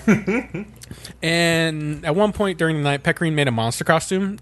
And she puts it on and tries to scare the girls to go the other way. But they're having confidence from this spider encounter. And they end up knocking, like, Pecorine down a cliff. Which is pretty funny. They also, like, throw a ball of pepper at her. A pepper bomb right in her face. And she's like, I can't see! Jeez. So basically that leaves Carol and Kokoro the rest of the time stopping monsters from getting to them or helping the little girls from coming from the trees the rest of the way. And it completely just fucking wears them out. Pecorine is also stuck in the costume and warns the others that they're getting dangerously close to a giant bird's nest. And perfect timing, like as soon as the sentence ends, there's the giant bird with Yuki in its mouth fucking flying over them. And so the little three girls go after the bird and they get knocked unconscious. And then our three girls show up and try to fight it. But Carol and Kokoro have been fighting monsters all day and have no magic left. And Pecorine, because she couldn't get the costume off, hasn't eaten and she lost all her strength. But apparently Pecorine kind of gets it off from like one of the attacks from the bird and eats the food that the little girls have prepared in her backpack. And then it's kind of funny. She's like, they'll make fine adventures just because they had good food. Mm-hmm. And then the little girls wake. This is basically all Kat wanted me to say was this last line. The little girls wake up and they think they defeated the giant bird. One of the eggs in the nest hatches and it quickly bonds with the little girls. So now they have a bird that they kind of ride around on. Yes, a giant chicken. Very cute. Giant chicken. And they're not going to eat it because they like it too much. Yeah, Pecorine's like, obviously we're not going to eat it now. Yeah, so like this episode was mostly an excuse to just like have Yuki play around with like the little lyrical girls and not much more than that. But I did notice some like really nice looking shots this episode. Like there's a specific type of shot like that happens like very early on in the episode and like a couple other times where one of the main three girls, like Kokoro or Pecorine, is in the foreground. But they're like, there's a background that's like moving behind them, separate from them, so they look like sort of three-dimensional. And it's a really nice effect. It's nicer than just doing like a normal still shot. I feel like because it just is. It looks more dynamic than that. And all of those shots looked really good. So whoever did those shots, like, really good job. I also just thought like in general the background art continues to be really nice. Like when they were sitting in front of those princess rice fields at the very beginning of the episode, like that looked gorgeous. I think this is something you're going to expect from side game pictures from now on. Basically, like, even if it's a genre you don't like, you're probably still going to think it looks pretty good. For sure, if they keep up this like typical quality level, like yeah, it looks so nice. This the episode I can give or take, but like it looked really nice, so I continue to appreciate that about it. We ready to move on? Oh, please. Kaguya-sama, Love of War Season 2, Episode 8. So, first part of this episode starts out with Miko basically berating Kaguya and Miyuki in the student council room for breaking rules and saying, you should follow Chika's example, because Miko like puts Chika up on a pedestal for bad reasons. No one is very persuaded when she's like, you should follow Chika. Kaguya even stands up for Miyuki, but like she kind of gets overwhelmed when Miko's like, you're not one to talk, you like express your love in places like that are in public in the student council room. And Kaguya's like, I like him, we love each other, and like, you know, shuts down. And so Yu tries to tell Miko, like, you know, you're only going to make enemies if you don't listen to how other people feel. And Miko's like, I don't want to hear that coming from you, which basically proves his point. And then Chika's like, gives her the exact same advice as he just did. And she's like, oh, of course, Chika, you're right. Yu's like so pissed that she didn't listen to him. So Chika then decides to like start playing games with her cute little kohai and tells her that's pretty cool. That's pretty nice. For sure. It's fun. Like she tells her like, let's practice like not getting mad. So whatever happens for the next hour, like you're not allowed to be mad. And she's like, okay, I'll try it. And Chika's like, all right, you do whatever you want. He immediately like puts his leg and like his shoe up on like the table, pulls out some chips and like cola, and starts playing like he pulls out his Nintendo Switch and starts playing Marine Kart, which is basically Mario Kart. Mario Kart, yeah. Yeah, I like they did the 3, 2, 1 like beep beep beep like countdown for like Mario Kart in the show when he started playing. That was fun. Miyuki also like comes over and starts playing as like Miko and Chika are kind of arguing, and Kaguya is like watching. And so like meanwhile Chika's like, all right, next step, we're gonna loosen up, we're gonna get you to break a school rule. And she's like, all right, the school rules are against like using your phone for anything besides studying, so we're gonna take like these like Instagram filter like sticker animal face thing pictures, and we're going to upload them to Instagram, and we're going to break the rules. And Chika actually ropes Kaguya into this, and she's like, all right, guys, make your weirdest face And they just make like really cute faces, and they're like, "What are you models who can't make weird faces?" And so Chika does like a really fucking ugly face, and Kaguya's like, "Okay, I get it." And so she makes one, but she's worried about Miyuki seeing her. But then, like, Chika's basically like, "You look really cute, actually, Kaguya. It's like maybe the second cutest face you've ever made."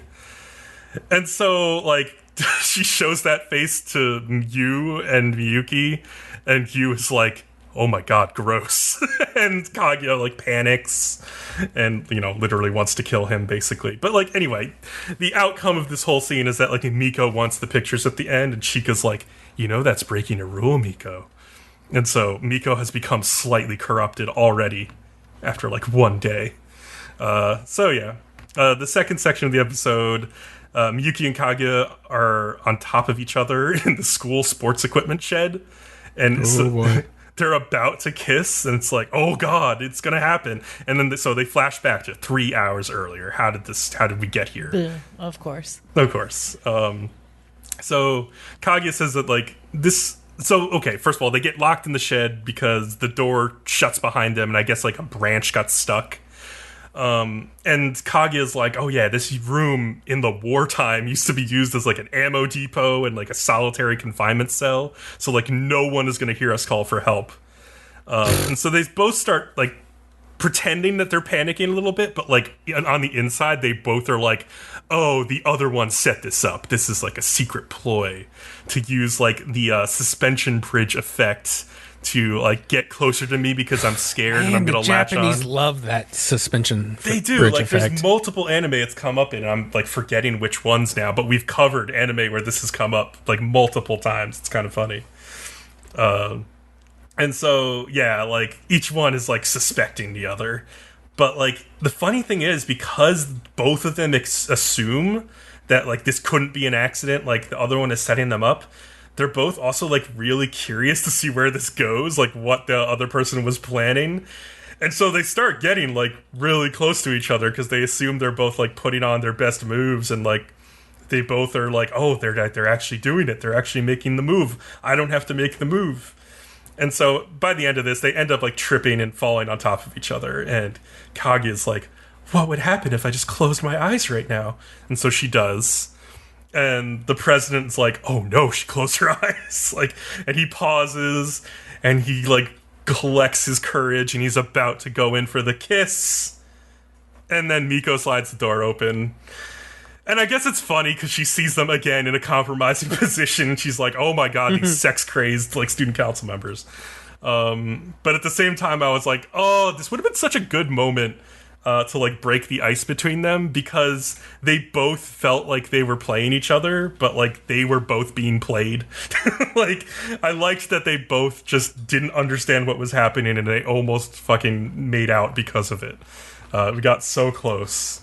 But it's all right. I mean, that's just the frustrating thing about this show. It's like, I know it's your gimmick, but yeah, it's the nature. There's only so many times it can be I'm almost tired of it at this point. Yes, it fits in with Miko's like running gag of being just like absurdly put off by the student council and thinking they're like the worst people ever when they're not that bad. But yeah. Anywho, the third part of the episode, Miyuki spots some lint hanging from Kaguya's hair and goes to like remove it and like gently brushes her cheek, not her teeth. That this is not Monogatari. Sorry, gently brushes her teeth. This is not Issei Monogatari as much as we want it to so be. first I thought when you said that it would be his hand just ever so gently like touching like inside her mouth, and I'm like, what would that even look like? How would you gently touch someone's teeth? I watched a different type of episode, I guess. It was a different cut. Oh boy. And then I was like, oh, he means like literally just with a brush, like in Monogatari. That's a different kind of thing. He brushes her cheek with his hand, and her heart fucking takes off racing. So much so that she basically faints, and they have to call an ambulance, and she gets like carted off to a hospital. And Chika tells Miyuki that like her mother like actually like passed away from heart disease, so this could actually be like really serious. the Shinomiya family doctor is one of the top 10 doctors in the world. He is a genius. Yeah. I think he was just like actually number one. He's up there at least. They said top 10, but like, yeah, he might as well be number one. Like, he's like a genius cardiac bypass surgeon, specializing in like pediatrics apparently. And so his name is Shozo Tanuma. And he like hears that something's wrong with the Shinomiya daughter, and he's like, I will go see her immediately, no matter what. And so he goes and he listens to her like symptoms and diagnoses her, and he's like, yeah, I think you're lovesick. What this he goes, okay, the symptoms are the heart rate skyrockets and you have pain in the chest. Yeah. And I went, hey, that's what I got a year ago. That's weird. Yeah, and I was like, Leo fell in love. And I tried to think, I was like, okay, it happened after lunch, like right after. So did I fall in love with my test stand? That was really the only person or thing I was interacting with at that point. I didn't have any shortness of breath, no. I'm okay. I just have high blood pressure. I got a ultrasound on my heart. The heart doctor was very impressed with my heart. She said... She literally She's very impressed with my heart. Oh my gosh. She said, wow, you have almost no valve leakage. I don't know what that means, but she was impressed. So I just went with it. That's good. Well, I guess that's good. Okay. Yeah, it's great to have lunch. Does that mean that we all walk around and we have valve leakage and we don't know it? Leaking all over the place. We're all just leaking everywhere? According to her, I don't know what the pros and cons of it is, but you're supposed to have a certain amount, and if you're lacking it, apparently thought that was impressive. Okay, that's nuts. Yeah, that's no fun. I'm sorry, Leo. But. My leaky weaky heart. Okay. Oh god. Okay. Kaguya says like, I would never do something as idiotic as fall in love. And the doctor's like, hey, look, this is a first for me, too. Nobody's ever been rushed to my emergency room because they're in love. And so the doctor asks, like, a nurse or assistant, like, if Kaguya seems like a bit of a contrarian or something.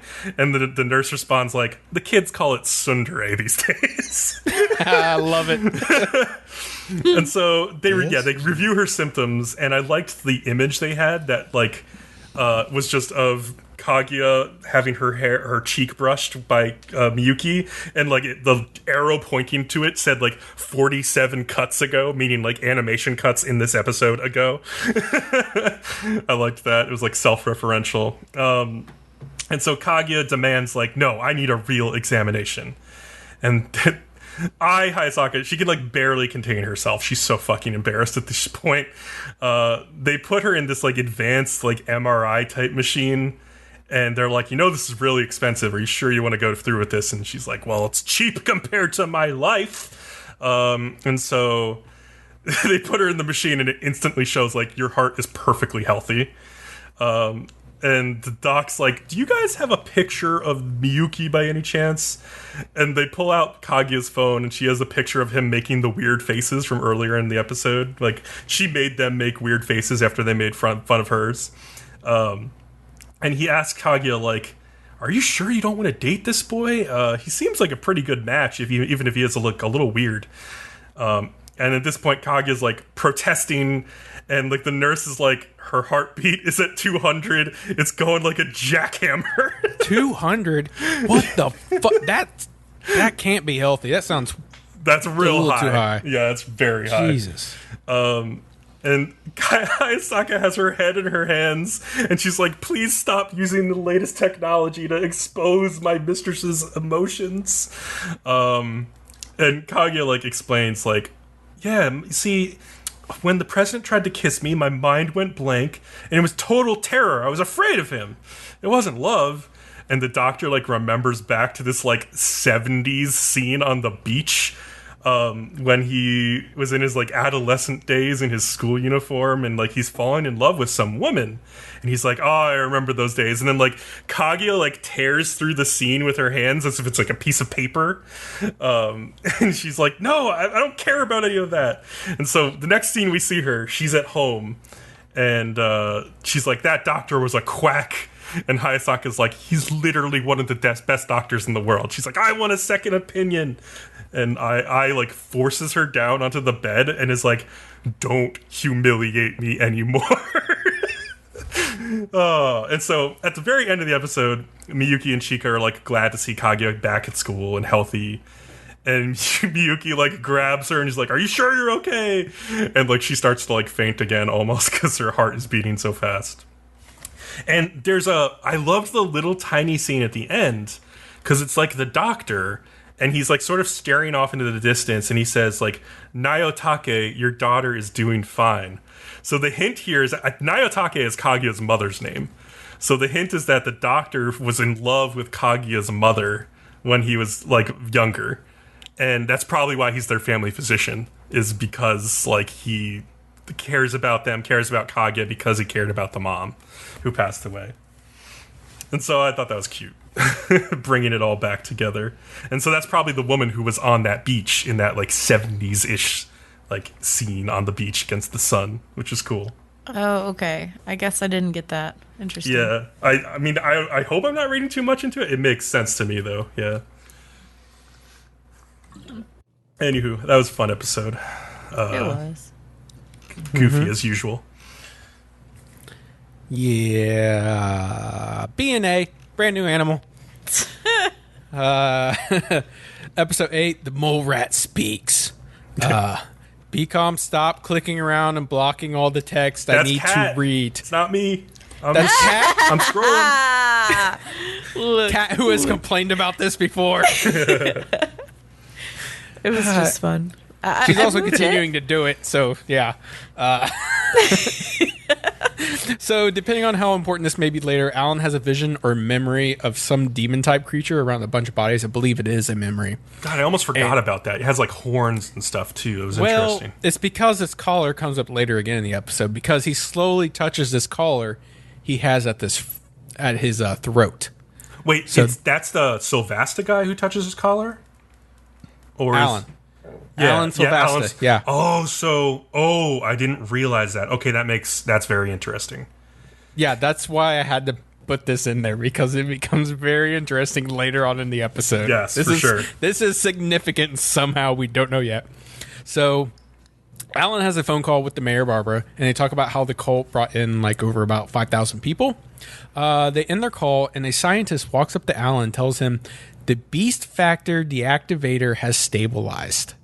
Yeah, so in my subs for that, it was like they have found a way to stabilize beast DNA or something. Yeah, so I don't know. It was a weird thing. Yeah.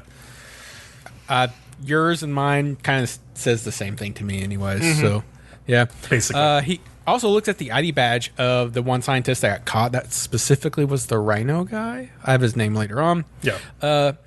So the cult gets a building all to their own right next to where Michiru lives. And like a lot of people around it celebrating them for basically Dese Love saving Alan, which they in some of the subs people may call her Black. What was it? She's called Death Rube in those anime Death city Rube, subs. sorry. Yeah. But it's French, which is Des, which is goddess, and Louvre, which is she-wolf. Yep. Mm-hmm. Yep. So goddess she-wolf, basically, is what they're calling her. And then Michiru decides to go for a flight to kind of, clear her head and whatever. And she comes across a rather down-looking Nazuna. Michiru again tries to talk to her about this cult thing. Nazuna doesn't care and tells her, I'm not Nazuna. I'm Des Louvre, and flies away. Yes, I did have to practice before they started recording. Well, yeah, if you don't speak French, it's a hard word because it looks like it's like spelled like Deesse, and like English would be like Dece. Desse Louvre? What? No, but Desse Louvre. Cliff goes to see that scientist whose ID Alan was looking at earlier in the police, who they have in police custody. He makes some threats and how it wouldn't be good for Alan if he leaked some info. Then we cut to Michiru and Shiro at the police station's desk getting ready to interview the Falcon guy who got caught the last episode.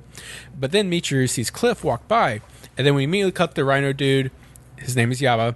and he's like in pain on the floor, and then he transforms basically unwillingly, and and then I noticed that all the police were dogs.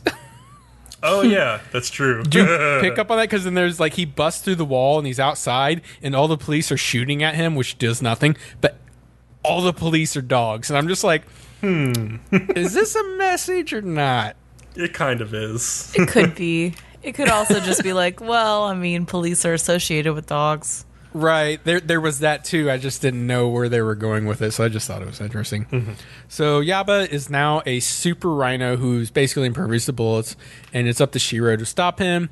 At first, it's concerning that Yaba actually has enough strength to give Shiro trouble. Like, he is clearly struggling, and the police chief is like, oh shit, this isn't good if he's struggling with him. And the police chief is also concerned that if Yaba makes it to the city, it's gonna be a shit show. It's gonna be real bad. But so this is where Michiru jumps in literally onto Yaba's back and tries to fly off with him. She ends up getting shaken off, and Shiro flips Yaba so Michiru can get back on, and she sprouts even bigger wings and manages to fly to the wharf with both of them. And she drops him, and Shiro basically pile drives Yaba straight into a warehouse. Yeah. But Yaba still gets back up, and he spears Shiro through the chest with his horn, which is pretty brutal. Something about the way he looked when he was like speared through the chest, and you saw the guy, like the evil-looking rhino behind him. It reminded me of Evangelion. I don't know. There's some scene in Evangelion. I don't remember which one, or maybe the movie. But that seemed very Evangelion-esque to me. So your brain just immediately went Evangelion. You're yeah, like, why? Like it was just like why? flash, like Evangelion. Like I don't know why I feel this way, but I do. And then he like basically smashes him around until he looks like hamburger meat. It's very brief, but he looks terrible. There are people lighting fireworks outside. What the fuck is wrong with you people? People keep doing it this year. I think people are fucking bored, is what it is. Yeah, mostly. I think that's it. They keep making news articles about it. It's a thing. So Michiru steps in and is doing okay until she finally gets grabbed by Yaba, and she's slowly being crushed by both his fists. And that's when Shiro's like, fuck it, I have no other option. And he pulls off his collar. Yeah. The same one Alan had on earlier. So I did not pick up on that. Thank you for like noticing that, because holy shit, that's so important. That is very important. I mean, we don't know why it's important yet, but yeah, I mean, I haven't seen the next episode or anything, but I assume like now he's going to be something similar. Yeah. So what happens is he transforms into a giant white wolf and saves Michiru. Ginro, and he defeats Yaba in this form in one move with the effortlessness of like a Super Saiyan fighting a regular human. It's just not even. It's not a contest. So Shiro transforms back, and Barbara shows up to take them back. Shiro also tells Barbara she knows now, and we end up back at Michiru in Shiro's place. The mayor confirms that Shiro is actually the real Ginro, and he will heal just fine from his injuries. You don't have to worry about anything. And she's like, oh, he's also 1,000 years old and stopped aging when he became Ginro. Yeah, and what she meant by, or what he meant by like she knows now, is that Michiru knows that he's Ginro too. It's like, I guess so the mayor already knew. And honestly, it's no surprise to us, I feel like, as the audience, that he's Ginro. Like, it was so heavily foreshadowed in the first episode that I think we already were, like, thinking that. But they just haven't gone back to that since the first episode, really. Like, but, yeah. So that was no surprise to me, anyway. I don't know. No, I don't think anybody was surprised. I wasn't. Kat, were you surprised? Were you like, yeah, this only confirms something we pretty much knew from the first episode? It kind of caught me by surprise, but then once I started thinking about it, I was like, oh, okay, I guess that makes sense. You're like, I guess I should have already known this. Yeah. Okay, so 1,000 years ago, Shinro lived in a beastman-only city. They even had fair trade with the humans, so everything was good. But then one day, the humans attacked and killed all the beastmen and threw them into all the dead bodies into a pit. It is still unclear as to why it happened, but for whatever reason, Shinro was born as Ginro. He, of course, sought vengeance against the human general who killed his people. He killed countless humans in his quest to find him, but he never did in the end. Afterwards, he just decided, I'm going to be a protector of the beastmen from then on, rather than mainly seeking vengeance. This was an interesting, like, lore dump kind of thing. It was a small lore dump, but like a lore dump nonetheless. And I do find this to be kind of a ongoing practice by Trigger. Like, even in the movie Promare, like, about this far through, there was, like, a big lore dump about the past. You can go back to, like, Darling in the Franxx, and though people try to say, like, oh, that was all A1 Pictures, like, people at Trigger Studio had a lot to do with writing the initial, like, outline. Oh, like how we suddenly found out that the things they're facing are actually the native people. Exactly. So it's just like another Trigger lore dump, and I'm just like beginning to expect these about this far into a series, and so it's fun. So it's interesting how Barbara and Shiro met. So Barbara was a captive after World War II in a camp where beastmen were being experimented on as weapons. Genro showed up one day, saved her, and killed all the scientists after seeing the experiments. And since then, he's been afraid of his own power, and that's why he tries to keep it locked away. It also turns out that Crow, was like a rebuilt Beastman, which is weird. And then Michiro's like, okay, I promise to keep it a secret, but she still wants to tell somebody. Genro is real, and that's obviously Nazuna. And Shinro shows up at like that moment. He's like, it's fine, you can tell her. And then just another blast into the face. The show finishes with Barbara showing up to a facility with the scientists and Yaba's body. And Alan is also there. And it's clear Barbara is in cahoots with the pharmacy, and she is behind all this shit going on around. Is it clear? I don't know. Like, it seemed like she was surprised at what she was seeing with mutations, but she also was like, keep me apprised of any like developments. So like, they are definitely closer than we might have expected. And though we have been predicting since very early on that Barbara might be the villain.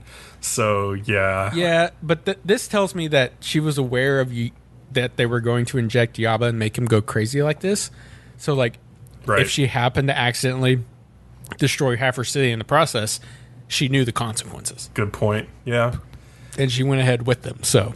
It was interesting that, similar to Attack on Titan Season 3 Part 2, they made, like, a pretty direct parallel to like Nazi concentration camps with the Beastmen here. Yeah. Like, I don't know, like some people get upset about like like anime drawing direct comparisons to World War II suffering by like Jews and Gypsies and Romas in concentration camps. I don't know. I think it works narratively here. Like the Beastmen have been persecuted. But I don't know. I assume some people will be upset by this episode for those reasons. Just because it's like, why? Yeah. It's a media just like any other media. Yeah, I know. I don't know. It's just I think it's a serious subject, and if it's handled well and it's not, I mean, it's just like anything else. Like for me, this was handled well enough that it doesn't seem like offensive to make the comparison. So like, but I understand like some people might be. So I don't know. I guess just like a warning, I guess. But yeah. Anywho, any other thoughts on this episode? No, but maybe one of the other only shows this season that had a good episode 8. Yeah, I thought this was a pretty decent episode 8. I mean, at least we're starting to learn a lot about like what's going on. Like it's getting into the end game. Like obviously Ginro is Shiro.